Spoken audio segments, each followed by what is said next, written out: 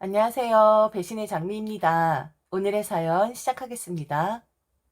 시댁에서 둘째 며느리이고 남편과 결혼한 지는 올해 8년 차가 되어 갑니다. 아이는 없고 둘 다 늦게 결혼한 지라 지금 40대 후반의 평범한 여성이죠. 저는 오늘 너무 답답한 심정으로 글을 써 내려가고 있습니다. 결혼을 하고 최근 3년 내내 겪어왔던 부담들과 차별이라면 차별들, 시댁에서 남편이 둘째라 장남인 형님네 부부보다 등한시대는 차별을 겪은 것이 아니라 너무 잘 살아서 부족한 게 없어서 너무 잘하고 있어서 겪게 된 고통들이었답니다. 이 글을 쓰기 전까지 얼마나 고심을 했는지 모릅니다. 그리고 여기저기 뒤져보며 나처럼 우리 부부처럼 이런 부당함을 느끼며 살고 있는 사람들이 있나 찾아보았었는데 저희 부부와 비슷한 처지에 계신 분들은 없나 보더라고요. 아니면 제가 투정을 부리는 것일 수도 있고요. 우선 형님네 부부는 저희 부부보다 훨씬 더 일찍 결혼을 했습니다. 자녀로는 아들 쌍둥이와 막둥이로 딸 한 명을 키우고 있죠. 아주버니는 사업체를 하나 운영하고 계시고 형님은 영업 교섭소를 운영하고 있습니다. 저희가 결혼을 하기 전까지 혹은 저희가 막 결혼했을 당시만 해도 아주버니의 사업체는 흑자까지는 아니어도 적당히 운영이 되는 경우였었고 형님의 학원은 근처에 대형 아파트 단지가 들어오면서 학생들 수가 기하급수적으로 늘어났던 것으로 알고 있습니다. 아주버니의 사업체가 조금 힘들다 하더라도 워낙에 형님의 학원이 운영이 잘 되다 보니 형님네 가게 운영하는 데는 문제가 없어 보이더군요. 저희 결혼하고 얼마 안 있어 40평대 아파트로 이사를 하셨고 차부터 시작해서 씀씀이까지 아주 커 보였습니다. 정확히 그분들의 연간 수익을 몰랐었던 저는 어린 짐작으로 억대 이상이 될 것이라고 생각되어질 정도였었습니다. 두 분 다 각각 외제차 한 대씩을 몰았고 그리고 경차, 이것도 물론 외제차, 한 대를 더 가지고 있었는데 이건 쌍둥이들 포함 나중에 막둥이 딸을 보살펴주는 아주머니를 위해 마련을 했다 하더군요. 잘 사는 형님네 부부 보면서 부럽다거나 하진 않았습니다. 형님네 부부만큼은 아니어도 저나 남편도 사지욕심 멀쩡했고 그리고 이세를 포기하면서까지 우리의 미래 계획은 탄탄했고 꽤나 멋졌으니까요. 그런데 정말 순식간에 모든 것들이 허울 좋은 것이었고 여기저기에 끌어다가 그런 생활을 영위했다는 것을 알게 되었는데 우선 아주버니는 처가에서 돈을 융통했고 형님 같은 경우엔 저희 시댁에서 돈을 융통해 그런 호화로운 생활을 했다는 것을 알게 되었습니다. 형님네 부부에게 들은 건 아니었고 시어머니 입을 통해서 듣게 되었죠. 분명 그전엔 좋았던 것이 맞았습니다. 아주버니 사업체도 그렇고 형님 학원도 그렇고 지금의 생활 유지할 만큼 식구들 돈 끌어들이지 않고 형님네 부부가 알아서 충당할 만큼 벌긴 했었습니다. 그런데 버는 것은 한정이 되어 있는데 아이들이 커가면서 들어가는 돈의 액수도 달라지고 들어가야 하는 돈의 종류도 달라지다 보니 결국 형님네 부부는 양가 집안에 손을 벌릴 수밖에 없던 거였죠. 형님은 형님네 집안에서 맞이였습니다. 사유라는 사람이 찾아와 지금 장녀가 일이 힘들다. 그러니 장인 장모님이 좀 도와주셨으면 좋겠다 하면 그 어느 부모가 쌈짓돈이라 한들 내어주지 않겠습니까? 물론 참 염치 없는 짓이죠. 결혼한 딸을 찾아가서 친정 부모님께 돈을 융통해 달라 하는 것도 안면몰수하는 짓인데 백년 손님의 사이가 찾아와 돈을 좀 해달라는 모양새 참 보기 거북하긴 할 것 같습니다. 그럼 형님은 시어머니를 찾아와 아범이 우리 친정 가서 이렇게 해서 돈을 가지고 왔다. 지금 아이 키우느라 돈이 많이 들어가는데 아범 사업체도 그렇고 자기 학원도 그렇고 상황이 녹록지가 않다. 그러니 어머니가 좀 도와주셔야겠다라고 읍소라는 거지요. 사실 저게 읍소이겠습니까? 우리 집에서도 돈을 해줬으니 어서 시댁에서도 돈을 내놓으셔야 하는 거 아닙니까? 라는 반강제성을 띠고 있는 협박이겠죠. 저희에게 돈을 빌려달라 혹은 사정이 이래서 지금 힘들다라는 말을 한 적은 없었습니다. 그나마 형님네 부부로서 아랫사람에 대한 배려라고 봐야 하는 것일까요? 그런데 언젠가부터 그 피해를 저희가 다 보기 시작하더군요. 이런 게 있습니다. 사람들이 염치가 없으면 뻔뻔함까지 장착을 하기 마련이고 어쩔 거냐 식으로 배째라는 식으로 나올 만도 한데 그리고 막말까지 하며 인성 쓰레기 수준을 보여줄 만도 한데 형님네 부부는 그렇지가 않았다는 거였습니다. 시어머니와 형님네 부부만 있을 땐 어찌 행동을 할지 모르겠으나 저희 부부에게만큼은 인자하고 동서를 생각하는 그런 형님의 모습을 보여줬었거든요. 형님은 저를 많이 배려해 줬고 시댁 행사도 당신이 먼저 챙기시고 저보다 더 많은 돈을 지불하긴 했었습니다. 저희 부부에게는 항상 좋은 모습만 보여줬었기에 사정이 저렇다는 것, 시어머니가 저희 부부에게 말하기 전까지 눈치를 못 챘었던 거였죠. 그런데 한 3년 전부터 좀 시어머니 행동이 이상했는데 절대로 돈이 없는 분이 아닌데 이게 좀 미납이 되었다. 혹은 현금이 좀 필요한데 잠시 빌려줄 수 있겠느냐부터 시작해서 간간히 저희들에게 도움을 청하시는 겁니다. 처음에 놓칠 수도 있는 것이고 당장 현금이 없을 수도 있는 거니까 대수롭지 않게 생각을 했는데 기가 찬 일이 생기게 되면서 모든 사건의 전말을 알게 되었죠. 정확히 그 돈은 3만 3천 원이었습니다. 아, 지금도 생각하면 손이 부들부들 떨리네요. 계좌에 충분히 돈이 있으실 시어머니인데 시어머니가 사용하는 지역 케이블 방송비가 2달이 연체가 되었다는 거였습니다. 자동으로 빠져나가는 거였는데 말이죠. 아니 3만 3천 원이 없어서 그 돈이 빠져나가지 못했다? 이게 말이 되는 것일까요? 상황이 좀 이상하다는 것을 알게 되었고 저와 남편은 시어머니를 추궁하기 시작했습니다. 정말 말도 안 되는 일이었으니까요. 그때 들었습니다.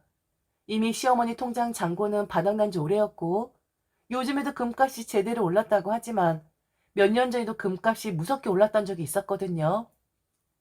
계좌에 돈을 넣어두면 안 될 것 같아서 금을 팔아 현금으로 가지고 계시며 생활하셨는데 이 말 끝에 왜 계좌에 넣어두면 안 되는 것이냐 했더니 형님이 시어머니 신용카드를 쓰고 있다 하더군요. 돈을 넣어줄 때도 있고 넣어주지 않을 때도 있는데 형님의 결제일이 다가올 무렵 돈을 이체시켜주지 않으면 어머니의 돈이 그대로 빠져나가는 거였습니다.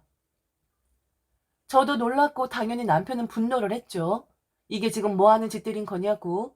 형수가 어떻게 그럴 수가 있냐고. 당장 따져 물어야겠다고 난리를 쳤는데 시어머니 남편을 붙잡고 울며 애원하셨습니다. 곧 정리한다고 했으니 조금만 기다려 달라고요. 그리고 걔들이 나만 힘들게 하지 니들한텐 그런 티 안 내지 않냐고. 만일 이 이야기를 내가 니들한테 했다는 사실을 알게 되면 형으로서 형수로서 니들 얼굴을 어찌 보겠냐고. 아주 잠깐만 모른 척 해달라 했습니다. 저도 미치는 줄 알았죠. 왜 더 미치는 줄 알았냐면 그 좋은 40평대 집을 전세 주고 쌍둥이들 좋은 환경에서 교육을 시켜야 한다고 전세살이를 시작했었던 때였거든요. 자기 집을 두고 이사를 결심했을 때 형님이 제게 한 이야기가 똑똑히 생각이 났는데 소름이 다 돋을 정도였습니다. 자기 부모들한테는 일이 하면서 자기들 자식들만 생각하고 자기들 자식들만 위하는 형님네 부부의 뻔뻔한 태도가요. 이사도 그리고 자식들 교육도 다 자기들 처지가 되었을 때 하는 거 아닙니까?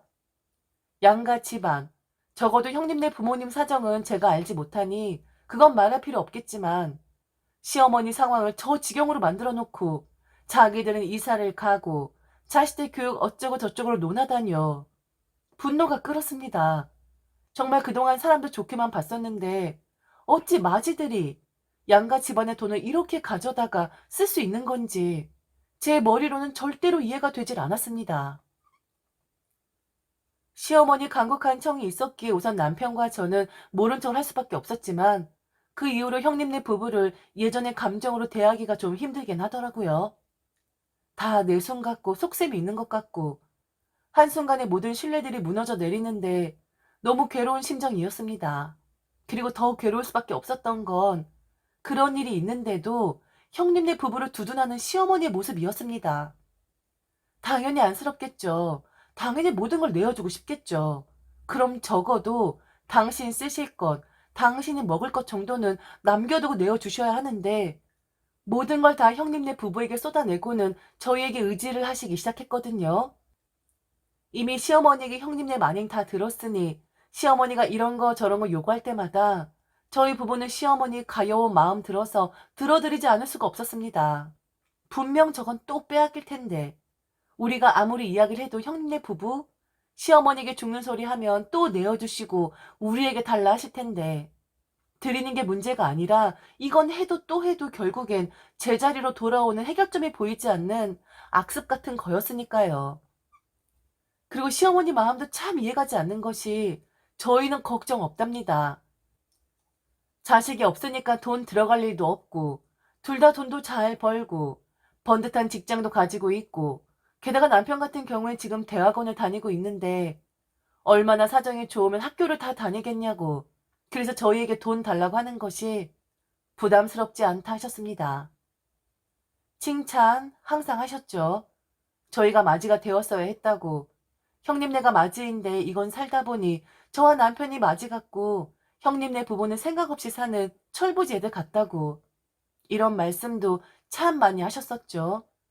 저희가 잘 살아서 똑바로 살아서 정신 제대로 박혀있는 자식들로 살아서 다행이라고 하셨습니다. 그러다가 시어머니는 결국엔 밑동만 남은 나무를 뿌리째 뽑아 형님네 부부를 도와주시려고 했는데 그 부분에서 저도 남편도 터지고 말았습니다. 먼저 제게 전화를 한 분은 형님이었습니다. 밝은 목소리 그리고 친절한 목소리, 한 번도 인상 구기지 않았던 스마트하고 좋은 형님의 느낌 그대로 음성이 전해지더군요. 쌍둥이 둘이 공부를 너무 잘해서 얼마 전에 영재 테스트를 했었다. 수학 같은 경우엔 지금 고등학생 수준이다. 국제 코딩 대회를 나갈 생각이다 등등. 형님은 아이들에 대해 이런저런 이야기를 했고 사실 아이들이 어떻게 크고 있는지 저는 관심이 별로 없었기에 크게 동요되지 않았지만 형님이 너무 흥분을 해 이야기를 하니까 어느 정도 맞장구로 쳐줄 수밖에 없었죠. 제발 아이 없는 사람에겐 자신들의 아이가 얼마나 똑똑한지 얼마나 잘나는지에 대한 거론을 좀 안 했으면 하는 바람입니다. 천재 소리 들을 정도로 똑똑해 보이지 않으면 아이 없는 사람 입장에선 다 거기서 거기거든요. 대꾸하기 힘들어질 때쯤 형님이 그러더군요.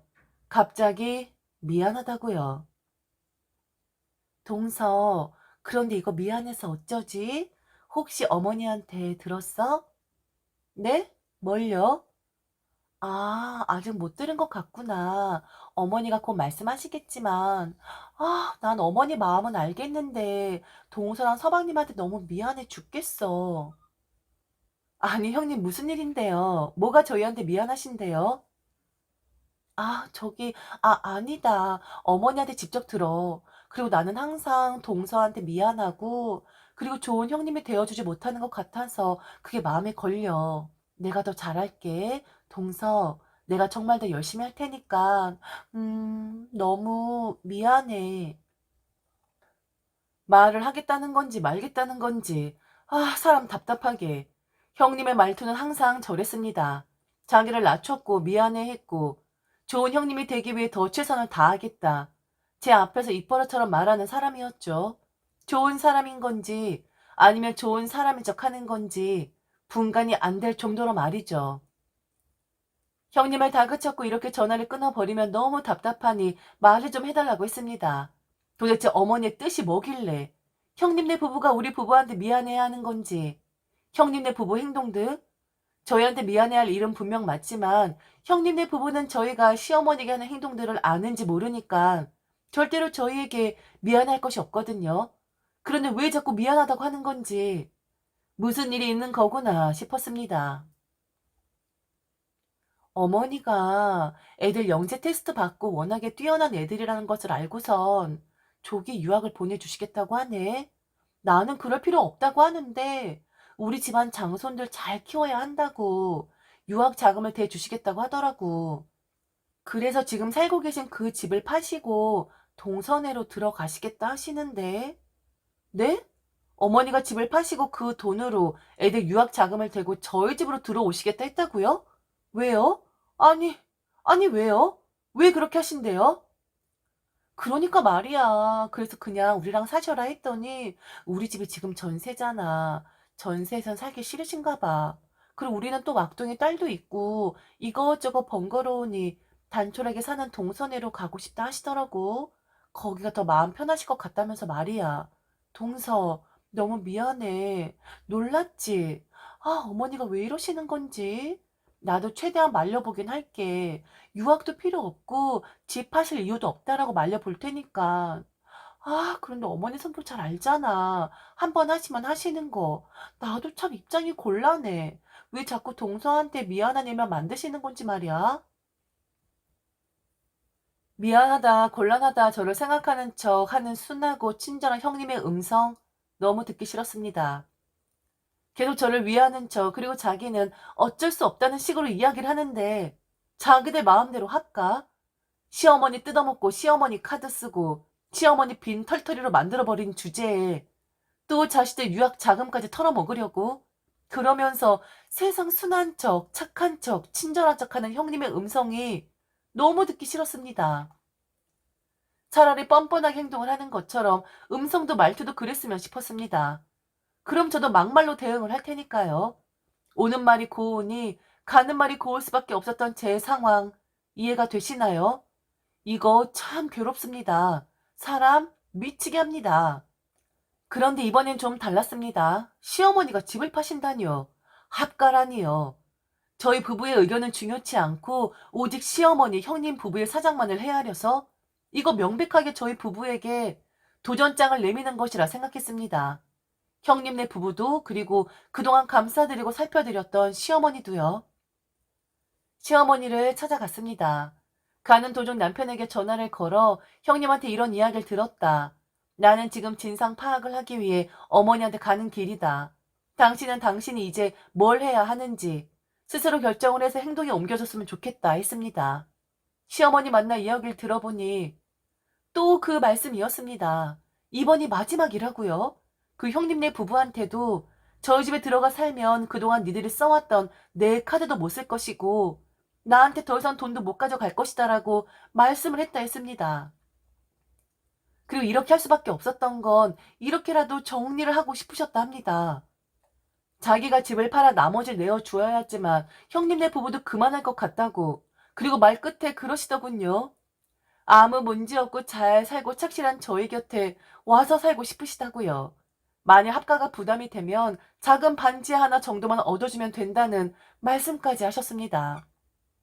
이건 아니었습니다. 단순하게 합가가 싫어서가 아니라 시어머니 형님네 부부 둘 다 이건 아니었습니다. 저는 시어머니에게 단호하게 말씀드렸어요. 합간하실 생각이라면 저희가 아니라 형님네 들어가셔야 하는 거라고요. 그리고 가장 마음에 담아두었던 그 말도 했습니다. 잘 사니까 똑똑하게 자기 앞가림 잘하는 자식들이니까 그 자식들한텐 피해 주면서 그렇지 못한 자식들 챙기는 것이 시어머니의 뜻이냐고요. 시어머니 안쓰러운 마음에 그리고 간절히 애원하면서 부탁하셨으니 그간 모른 척하고 있었는데 지금 이건 사람 좋은 척하면서 시어머니를 가지고 놀고 있는 거나 다름없는 거 아니냐 했습니다. 그리고 저희가 뭘 잘못한 거냐고 물어보았어요. 왜 다른 자식 살피느라 다른 자식의 삶을 흔들어 놓는 것이냐고요. 서운하다 했습니다. 그리고 이건 아니라고 이렇게 하면 안 되는 것이라 했어요. 시어머니도 그땐 좀 감정이 격해지셨는지 그렇게 시어머니와 살기 싫으면 반지 하나 얻어달라 하지 않았냐고. 그럼 당신 보고 어쩌라는 거냐고. 자꾸 그 자식들이 눈에 밟히는데 내가 눈을 감을 수 있는 것도 아니고 당신이 어찌했으면 좋겠냐고 역정을 내시는 겁니다. 답답했고 서운했고 말이 안 통하니까 실망스럽기만 했고 결국엔 이렇게 되는 거구나. 결국엔 또다시 형님네 부부만을 챙기려 하시는구나 하고 낙담을 하게 되더군요. 모든 일을 해결한 건 남편이었습니다. 아들이고 동생이니 남편이 해결하는 것이 맞는 거겠죠. 형님네 부부에게 그동안의 일 모두 다 알고 있다고 이야기했고 만일 형님네 아이들 유학 자금을 어머니 자의로 대주고 싶은 거라면 그리하라 했습니다. 대신 저희에게만큼은 피해주지 말라 했어요. 형님네가 모시고 살던 아니면 어머니 말씀하신 대로 반지하라도 하나 얻어드리던 알아서 하라 하더군요. 그리고 이런 일을 속 시끄럽고 싶지 않으니 연락은 당분간 하지 말아줬으면 한다 부탁을 했습니다. 형님네 부부 남편에게 미안하다, 미안하다 한 1000번을 한 것 같고 형님은 또 따로 저를 불러서 미안하다고 면목 없다고 연신 약한 모습을 보였습니다. 그 약한 모습, 사과하는 모습 진리더군요. 진정성도 결여되어 있는 것 같았고 암튼 쳐다보기도 싫더라고요. 그래서 저도 형님에게 그랬습니다. 제발 좀 미안하다, 면목 없다 말을 하기에 앞서 그런 일을 좀 만들지 않았으면 좋겠다고요. 그리고 형님이 가장 미안하고 면목 없어 해야 할 존재는 저나 남편이 아니라 어머니라고 했습니다. 자식 생각하는 순수한 마음 이용하는 거나 다름없는 거 아니냐고. 결국엔 그 순수한 마음 지나쳐 다른 자식 마음까지 다치게 하는 사달이 일어난 것 아니냐고. 좀 정리를 하라 했습니다. 갚을 건 좀 갚고 줄 건 좀 주고 미안하다 면목 없다라는 말만 하지 말고 좀 행동을 했으면 좋겠다 말을 했네요. 그 길로 저와 남편은 집으로 돌아왔고 그 누구의 연락도 받지 않고 하지도 않고 있습니다. 속 엄청 상하죠. 저는 가장 속상한 부분이 바로 이겁니다. 여러분들이 이해를 하실지 모르겠지만 겉으론 착해 보이고 항상 순한 말투로 이야기를 한 형님네 부부였으니까 마치 저나 남편이 나쁜 마음을 먹고 모든 판을 깨버린 것 같은 마음이 드는 거예요. 착한 사람들인데 사과도 바로바로 하고 인정을 하는 사람들인데 다만 반복적으로 사과할 일을 만들었을 뿐인데 좋은 사람들인데 우리가 그 사람들을 밀어버린 건 아닌가 하는 그런 마음이 드는 거예요. 그리고 시어머니도 그렇습니다. 다 내어주고 싶겠죠. 그리고 당신을 의지할 수 있는 저희들에게 기대어 살고 싶으셨을 수도 있지요. 그런데 정말 그게 끝이었을까요? 시어머니 말처럼 집을 팔아 형님 부부에게 내어주면 그들은 더 이상 시어머니에게 기댔던 것을 중단했을까요? 저는 절대로 그렇게 생각하지 않습니다. 형님네 부부는 당연했던 거였어요. 고마운 것은 고마운 것인데 자기들을 챙겨주는 것이 당연했던 것이고 형님네 아이들에게 또한 그랬던 거였습니다. 자기들이 받는 것에 익숙하니까 자기 아이들에게도 자연스럽게 그것이 대물림 되어야 한다 생각을 했겠죠. 그 착하고 순하고 친절한 말투로 거절하는 사람들을 나쁜 사람으로 만들고 이건 아니다, 이건 줄 수 없다라고 단호하게 말하는 사람들을 악한 사람으로 만들어 버리는 그런 사람들이었던 것입니다. 결론적으로 가장 나쁜 사람은 누구일까요? 합가 이야기 나오니 본색 드러낸 저희 부부인가요? 아니면 시어머니 밑돈까지 털어가려고 한 형님네 부부인가요? 아니면 아닌 줄 알면서도 자식이니 다 내어주려고 한 시어머니인가요? 지금까지 들어주셔서 진심으로 감사합니다. 이상 배신의 장미였습니다.